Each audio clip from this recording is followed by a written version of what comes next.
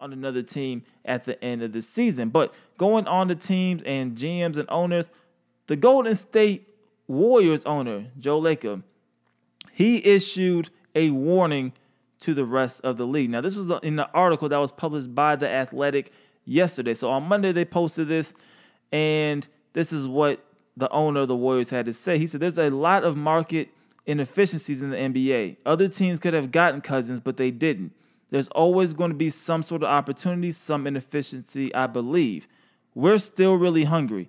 That's what people should be worried about if they're going to be worried about anything. Now, with that quote, basically, he's trying to get at two different things. He's trying to get at, one, don't say the Warriors ruined basketball, because anybody could have gotten DeMarcus Cousins, and that's actually true.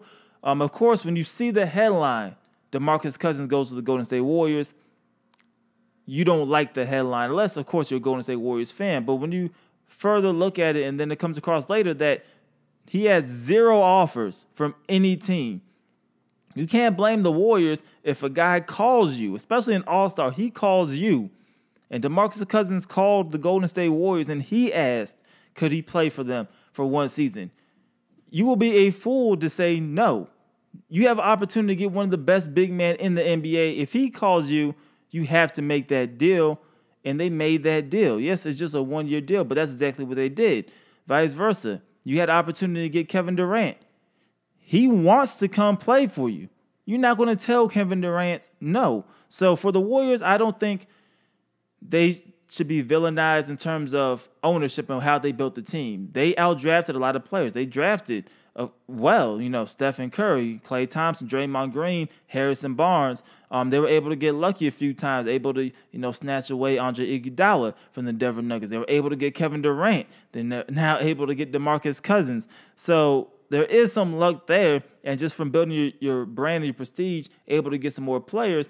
But I think for the Warriors organization standpoint, you're not going to turn down any of these players. So I do see what he's talking about from that perspective. Now, the shot he's clearly taking at other owners in the league is that we're still really hungry, and that's what people should really be worried about, if anything at all. I think that's the most important thing to take away from this, because he is essentially saying they're still trying to win championships, and unless you could find a way to stop them, they're going to keep winning championship, and that is now going to put the pressure on a lot of these other owners. We know how Houston obsessed was trying to beat the Golden State Warriors, and they got close. But I do think the Houston Rockets took a step back this season. The Lakers, clearly, they're trying to build a roster that could beat the Golden State Warriors, and you can see they're trying to beat them at a separate game, almost the complete opposite game that the Warriors are going with. So they're trying something different.